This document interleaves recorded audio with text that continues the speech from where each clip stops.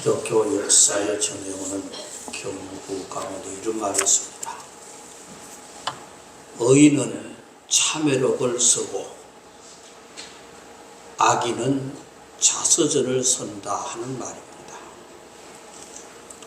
의인은 하나님을 경외하면서 살기 때문에 자신을 성찰하고 자신의 부족함을 깨닫고 고백하면서 합니다. 그래서 인생을 마무리하면서 참회록을 서게 된다는 겁니다. 그러나 악인은 하나님을 경외하지 않기 때문에 자기 자신의 성찰보다 남보다 나은 자신의 업적을 생각하며 자부심을 가지고 살고, 그래서 인생 마무리에 자서전을 쓴다고 하는 사실입니다. 실제로 기독교 역사에는 하나님을 경외하며 살았던 사람들이 썼던 참회록이 여러 전해 오고 있습니다. 가장 대표적인 것으로 세 사람의 참회록을 들 수 있는데 어거스틴의 참회록입니다. 그는 이 책에서 젊은 시절의 방탕한 삶과 우상을 섬기던 죄를 있는 그대로 솔직하게 고백하고 있는 참회록이고, 그리고 둘째로는 루소의 참회록입니다. 그는 이 책에서 젊은 시절 결혼하지 않고 살면서 아이를 5이나 낳았고 아이들을 양육하지 않고 고아원에 맡긴 잘못을 적나라하게 회개하는 마음으로 참회록을 쓰고 있습니다. 그리고 톨스토이의 참회록입니다. 그 참회록에 보면은 과거 지은 죄악과 도덕적 방황을 고백하고 삶의 회의를 느끼면서 자살의 충동을 겪은 이야기를 진솔하게 기록하고 있습니다. 이 세 사람의 참회록의 공통점이 뭔가? 신학과 철학과 문학 분야에서 손꼽힐 만한 위대한 업적을 남겨서 그가 자서전을 쓰더라도 부족함이 없는 그런 사람들입니다. 그러나 이들은 자서전을 쓰지 아니하고 자기 자신을 돌아보면서 참회록을 쓴 사람입니다. 왜 이들은 참회록을 썼을까? 이들은 모두 하나님을 경외하는 사람들이었기 때문입니다. 그래서 남다르게 하나님의 눈으로 자신을 바라보게 되는 겁니다. 부끄러운 자신의 죄와 허물과 실수를 있는 그대로 볼 수가 있었던 것입니다. 하나님 앞에 그대로 고백하고 참회할 수밖에 없었던 것입니다. 그리고 새로운 삶을 결단하게 됩니다. 그 결단대로 살면서 하나님을 기쁘시게 해드렸고 성숙해져 갔습니다. 참회록은 이런 일련의 과정을 진솔하게 기록한 책입니다. 이들은 참회록을 쓰면서 자신의 연약함과 부족함을 더욱 깊이 깨닫고 고백을 하는 겁니다. 그리고 보다 성숙한 삶을 향한 결단을 하게 되는 것이죠. 나아가 이런 영적 실험을 믿음의 후배들에게 교훈으로 남기려고 했던 것입니다. 오늘 이 한 해를 마감하고 정리하는 송년주일입니다. 우리는 이때쯤 되면 지나온 한 해를 되돌아보게 되는 것입니다. 어떤 자세로 한 해를 돌보아야 할까? 자서전을 쓰는 마음으로 돌아봐야 할까? 아니면 참회록을 쓰는 마음으로 돌아봐야 할까? 우리가 하나님을 경외한다면 참회록을 쓰는 마음으로 한 해를 돌보아야 할 것입니다. 우리 자신의 죄와 허물과 실수를 정직하게 깨닫고 고백해야 합니다. 그리고 새해에는 이런 잘못을 저지르지 않고 보다 나은 삶을 살겠다고 결단을 해야 합니다. 오늘 본문은 우리가 한 해를 마감하고 새해를 준비하려 할 때 도움을 주는 그런 말씀입니다. 1절은 이렇게 시작합니다. 우리에게 구름같이 둘러싼 허다한 정인들이 있으리라고 합니다. 우리에게 셀 수 없이 많은 정인들이 증언을 해주고 있다는 말씀인데, 여기서 정인은 누구를 말합니까? 바로 앞장에 나오는 11장의 믿음의 선진자들을 말하고 있습니다. 그리고 이들이 증언하는 것이 뭡니까? 하나님의 약속을 믿고 순종했다는 겁니다.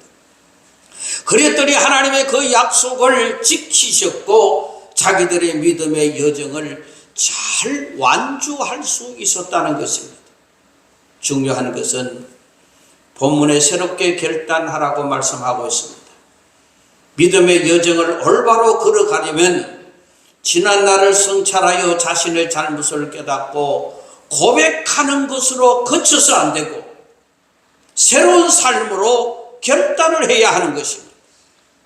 특히 오늘 보면은 우리에게 새롭게 결단할 것을 가르쳐 주는데 벗어버릴 결단을 하라는 것입니다. 1절에 모든 무거운 것과 얼매이기 쉬운 죄를 벗어버리고 라고 말씀합니다.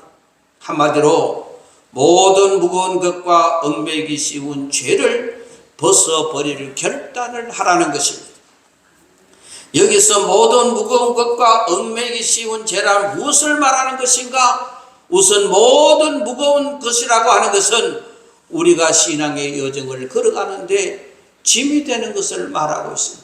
내가 믿음으로 살아가고 신앙으로 살려고 할 때에 짐이 되는 게 뭡니까? 예를 들어 세상의 염려를 들 수가 있습니다. 갖가지 염려들이 우리의 마음을 짓눌러서 기도와 말씀에 집중하지 못하게 하는 것입니다. 그리고 세상의 유혹입니다. 신앙생활 해 나가려고 할 때 세상의 유혹이 너무 많습니다. 돈과 권력과 명예와 향락과 같은 유혹이 우리의 발목을 잡아서 하나님께 나아가지 못하도록 하고 있다는 것입니다. 그 다음으로 얽매이기 쉬운 죄란 우리가 가지고 있는 저마다 영적인 약점을 말하고 있습니다. 이런 영적인 약점은 우리의 심령을 얼매게 만드는 것입니다. 그래서 반복해서 죄를 짓게 만들고 즐거운 마음으로 하나님 앞에 설 수 없게 하는 것입니다. 대표적인 것이 바로 교만을 들 수 있습니다. 남들보다 낫다는 생각으로 자랑하고 싶어하고 남들을 비판하고 싶어합니다. 또 하나는 원망과 불평입니다. 자기 중심적인 생각에 감사할 줄 모르고 원망하고 늘 부정적인 생각에 사로잡혀서 불평을 늘어놓습니다. 본문을 보면 우리 믿음의 선지들은 이런 모든 무거운 얽매이기 쉬운 죄를 벗어버리기 위해서 결단을 했다는 겁니다. 그리고 그 결단을 지키려고 힘썼던 겁니다. 그래서 믿음이 자랐고 결국 믿음의 여정을 완주했던 사람들이 히브리서 11장에 믿음장에 나오는 사람들입니다. 주목할 만한 이야기를 나누는 인터넷 매체 가운데 보이드 판다라는 콘텐츠 플랫폼이 있습니다. 여기에 극적인 다이어트 성공 사례를 소개하고 있습니다. 대표적인 예로 호노렌시라는 여성이 소개됩니다. 130kg가 넘는 고도 비만에서 50kg대의 건강한 몸매로 변신했습니다. 그리고 랩시 부부가 소개되고 있습니다. 둘 다 200kg가 넘는 고도 비만이었지만은 결혼 후에 함께 다이어트에 도전했고 18개월 만에 둘 다 80kg대로 다이어트에 성공한 사람입니다. 보드 판다는 이들의 성공의 비결을 간략하게 소개하고 있습니다. 핵심은 다이어트를 하겠다는 결단과 강력한 의지력으로 그 결단을 지켜낸 것에 있다고 강조했습니다. 그리고 극적인 성공을 이룬 사람들은 성공 후에 과거에 전혀 다른 삶을 살게 되었다고 소개하고 있습니다. 우리에게 이런 건강을 위한 다이어트도 중요합니다. 육체적인 다이어트도 중요하지만은 영적인 다이어트를 해야 하는 겁니다. 우리에게 남아있는 영적인 무거운 짐들, 그리고 우리 안에 남아있는 얽매이기 쉬운 죄, 이런 모든 것들을 다 털털 털어내는 영적인 다이어트를 해야 하는 것입니다. 영적으로 우리를 방해하는 무거운 모든 것을 다 벗어 던질 수 있는 이런 영적인 다이어트가 필요합니다. 그러기 위해서는 영적으로 무거운 짐들, 그리고 얽매이기 쉬운 이런 죄들을 다 벗어버릴 결단을 해야 하는 것입니다. 그리고 인내하며 경주할 결단을 해야 됩니다. 1절에 인내로서 우리 앞에 당한 경주를 하며 말씀합니다. 이 말씀은 우리의 신앙의 여정을 경주자로 비유하고 있습니다.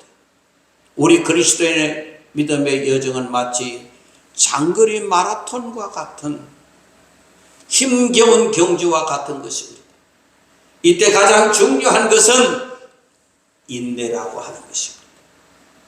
실제로 마라톤과 믿음의 여정은 비슷한 점이 너무 많습니다. 그래서 마라톤이 우리 믿음의 여정에 중요한 교훈을 주고 있습니다. 마라톤은 우선 목표가 있다는 점입니다. 어디까지 달려가야 된다는 목표가 있다는 것입니다. 바로 결승선이 있습니다. 우리의 믿음의 여정에도 분명한 목표가 있습니다. 믿음을 지키며 저 천국까지 달려가는 것입니다. 그리고 공통점이 장애물이 있다는 것입니다. 마라톤 경로에는 경사진 언덕이 있고, 그리고 춥거나 더운 날씨 때문에 어려움을 겪을 때도 있습니다. 특히 심리적인 고통을 따르고 체력이 바닥이 나는 문제도 생깁니다. 우리 믿음의 여정에도 장애물들이 있습니다. 믿음을 흔드는 여러 가지 일들이 있고, 사탄의 유혹이 있고, 영적인 침체가 있는 것입니다. 한 해 동안 살아오면서 우리가 영적으로 믿음으로 달려왔는데 우리 앞에 놓여 있는 장애물들이 얼마나 많은가. 어쩜 외부에 있는 장애보다 내 속에 가지고 있는 장애물들이 더 많았다는 사실입니다. 그리고 마라톤이나 믿음의 여정에서 마지막은 상이 있다는 겁니다. 마라톤 완주를 하면 메달을 받거나 완주 확인증을 받습니다. 그리고 성취감과 보람을 느낍니다. 믿음의 여정에도 상이 있습니다. 하나님께서 하늘의 상을 주시고 우리가 다 이루었다는 보람과 큰 기쁨을 맛볼 수가 있는 것입니다. 여기에 더 중요한 유사점은 인내한다는 것입니다. 믿음도 마찬가지요, 마라톤도 마찬가지요. 인내해야 합니다. 마라톤은 42.19km를 살인적인 긴 거리를 달려야 합니다. 달리는 도중 체력과 정신력이 바닥이 드러나 포기하고 싶을 때가 여러 차례 있습니다. 이때 이것을 인내하며 이겨야 됩니다. 학교 다닐 때 친구가 마라톤 선수가 있었습니다. 운동선수는 점심 먹고 오후 수업은 없습니다. 계속 운동합니다. 그러니까 이제 집에서 싸온 도시락 하나 까먹고 오후에는 이제 부서별로 운동선수들은 나가서 훈련을 해야 됩니다. 경기에서 내남 3등까지 가장 도로가로 쭉 따라다닙니다. 그런데 선생님은 갔다가 자전차 타고 슬슬 따라옵니다. 화가 나나요? 안 나나요? 그리 먹는 거는 옳게 먹었나요? 선수들 찬밥 도시락 하나 까먹고는 그냥 죽을 똥 살똥 뛰는데 선생님은 잔자 밟고 뒤에서 후이 하면 따라오니까 화가 나요. 그래 때로는 달리다 지쳐가지고, 이것도 선수들은요 정말 또 힘들더라고요. 3학년한테 2학년이 이기면 맞아 죽습니다. 또 마음껏 뛰지도 못해요. 선배를 이겼다고 자기 실력을 다 달리지도 못해요. 이런 어려움을 겪더라고요. 그래서 달리다 지치면은 그런 생각이 들더래요. 제 앞에 차가 온다면 저가 들이받아가면 죽어버렸으면 좋겠다. 얼마나 힘들었으면은 그런 생각을 했을 거예요. 그러니 이 마라토너들이 인내를 가지고 견디며 이겨내야 하는 것처럼 우리의 신앙의 여정도 마찬가지입니다. 평생 지속되는 과정, 때로는 눈물의 골짜기를 지나게 되고 때로는 사망의 골짜기를 지나게 되고 그래서 포기하고 싶을 때가 여러 차례 나타납니다. 이때 이것을 인내하고 견디고 이겨내야 하는 것입니다. 저는 21살 때에 강단에서 설교하기 시작해서 지금까지 늘 기쁘기만 한 것은 아니었습니다. 목표를 향해 장애물을 이겨내고 상주심을 바라보면서 인내하며 45년을 경주에서, 부산에서, 포항에서, 서울에서 다시 포항으로 달려오고 있습니다. 이제 하나님께 마지막 최선을 다하며 하나님이여 온전히 완주하게 하여 주시옵소서 기도하면서 달려가고 있습니다. 믿음의 여정은 멀고도 험한 길입니다. 목회의 여정도 멀고 힘든 길입니다. 때때로 견디고 이겨내야 할 일들이 있습니다. 쉬고 싶고 포기하고 싶을 때가 있습니다. 그러면 완주할 수가 없습니다. 완주의 기쁨을 맛보지 못하고 완주하지 못한 것에 대한 후회를 하게 될 것입니다. 우리가 오늘 우리의 믿음의 여정을 돌아보고 또 앞을 내다보며 결단해야 하겠습니다. 잘 참고 견디고 이겨내서 마침내 완주하겠다는 결단을 해야 하는 것입니다. 그리고 예수님만 바라보겠다는 결단을 해야 됩니다. 2절에 믿음의 주여 또 온전케 하시는 예수를 바라보자 그렇게 말씀합니다. 믿음의 여정을 걷고 있는 그리스도인들에게 예수만 바라보라는 말씀입니다.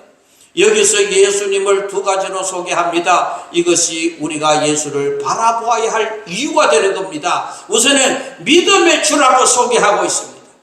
이 말은 예수님께서 믿음의 길이라는 뜻입니다. 요한복음 14장 6절에 내가 곧 길이요 진리요 생명이니 나로 말미암고는 아버지께로 올 자가 없느니라. 이 말씀처럼 예수님께서 참된 믿음, 즉 아버지 하나님을 믿는 믿음의 길 자체라는 것입니다. 운전을 할 때 생각해 보겠습니다. 운전자는 한시도 자기가 운전하고 있는 길을 보지 않으면 안 됩니다. 만일 몇 초라도 길을 보지 않고 한눈을 팔면은 길에서 이탈하거나 사고 날 수밖에 없습니다. 특히 고속도로처럼 빨리 달려야 할 때나 길이 구불구불할 경우에 더더욱 한눈 팔면은 큰일 납니다. 우리의 믿음의 여정을 그럴 때도 마찬가지입니다. 오직 예수님만 바라보고 달려가야 되는데 세상 한눈 팔면은 사고나고 전복되는 자동차와 같이 되어버릴 수밖에 없습니다. 영적으로 큰 사고를 당하게 될 것입니다. 길이신 예수님을 봐야 되고, 그리고 이 말은 예수님께서 믿음의 본이라는 뜻입니다. 예수님께서 믿음으로 사는 것은 어떻게 사는 것인지 친히 보여주셨습니다. 아버지의 말씀을 깨닫고 철저히 순종하면서 믿음으로 사는 것이 무엇인지를 보여주신 분이 예수님. 아이들이 태어나 인생 길을 걷기 시작할 때 제일 먼저 힘써야 할 것을 무엇이냐? 배움입니다. 백지 상태처럼 인생에 대해서 아는 것이 없이 태어났기 때문에 아이들은 무엇보다도 엄마를 보고 따라합니다. 밥을 어떻게 먹고 옷은 어떻게 입고 세수는 어떻게 하고 잘 보고 따라해야 됩니다. 그래서 아이들이 중요한 것은 엄마라고 하는 것입니다. 우리 믿음의 여정도 마찬가지입니다. 예수님의 본을 따라가야 하는 것입니다. 어떻게 기도하셨는지, 어떻게 순종하셨는지. 그래서 우리에게 중요한 것이 예수를 바라보는 것입니다. 다음으로 온전케 하시느니라고 소개합니다. 여기서 온전케 한다는 말은 우리를 온전하게 이끌어 주신다는 말입니다. 마치 코치가 선수를 지도하고 완주하도록 돕는 것처럼 예수님께서 우리의 믿음의 여정을 지도하시고 마지막까지 완주하도록 돕는 분이십니다. 저는 모든 스포츠 분야에 코치가 있다는 것에 대해서 생각해 본 일이 있습니다. 올림픽의 모든 종목에 금메달을 딴 선수들, 프로스포츠에서 세계 최고의 기량을 보이고 있는 모든 이 스타들 예외 없이 코치가 있습니다. 왜 세계 최고의 기술과 기량을 가진 선수들에게 코치가 필요할까요? 코치들이 이 선수들보다 더 높은 기량을 가지고 있기 때문일까요? 물론 아닙니다. 이 코치들은 현역 선수들이 아닙니다. 선수들과 경기를 붙이면 분명히 코치가 집니다. 그런데 왜 선수들에게 이런 코치가 필요할까? 코치는 전문가로서 선수를 객관적으로 관찰하고 조언을 합니다. 이 선수가 현재 필요한 것이 무엇인지 정확하게 분석하고 대안을 제시합니다. 이 선수는 어떤 훈련을 집중적으로 해야 할 것이, 이번 경기에는 어떤 전략으로, 상대 선수가 어떤 선수이기 때문에 어떤 전략으로 나가야 하는 것인지, 이런 계획을 짜는 사람이 코치입니다. 그래서 선수들은 늘 코치의 이야기에 귀를 기울여야 되고, 힘들고 어려울 때 코치를 바라봅니다. 이것은 우리의 믿음의 여정에도 마찬가지입니다. 우리가 아무리 능력이 있고 성품이 좋고 은사가 출중해도 우리 스스로 우리의 믿음의 여정을 성공적으로 완주할 수 없습니다. 우리에게 코치가 필요합니다. 오늘 본문은 우리에게 최고의 코치가 계신다고 말씀합니다. 바로 우리를 온전케 하시는 예수님이라는 사실입니다. 예수님께서 우리 곁에 계시면서 우리를 온전하게 세워주십니다. 낙심하고 절망할 때 위로하시고 격려하시며 우리를 세워주십니다. 우리가 어떻게 해야 할지 몰라 방황할 때에 우리가 나아가야 할 방향과 길을 제시해 주십니다. 그래서 우리에게 정말 필요한 것은 예수를 바라보는 것입니다. 예수님께서 우리를 온전하게 세워 가실 때에 주님을 바라보며 주님의 말씀을 듣고 순종해야 합니다. 이제 우리가 더욱 예수님만 바라보겠다는 결단을 해야 하는 것입니다. 사랑하는 성도 여러분, 2025년 한 해는 저물어 가고 있습니다. 우리가 살아온 이 한 해를 돌아보고 우리의 잘못과 허물을 깨닫고 고백할 수 있기를 원합니다. 그리고 또 한 번의 새로운 결단으로 새해를 맞이하시기를 바랍니다. 우선 벗어버릴 결단을 하십시오.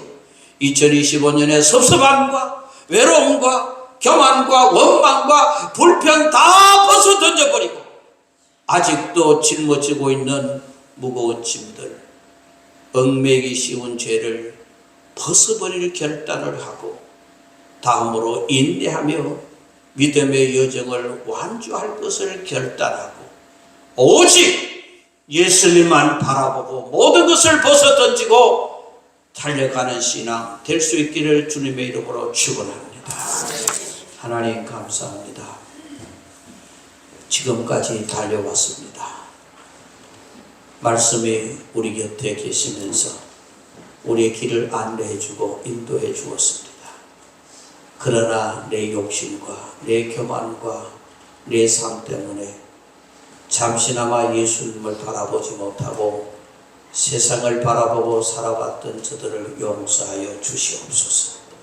자서전을 쓰는 마음이 아니라 이 연말에 차별록을 쓰는 마음으로 지나온 1년을 하나님 앞에 회개하고 용서를 구하고 그리고 새로운 삶을 나아가기 위해서 결단하며 오직 예수만 바라볼 수 있는 신앙을 가질 수 있도록 은혜를 더하여 주옵소서. 예수님 귀하신 이름으로 기도드리옵나이다. 아멘.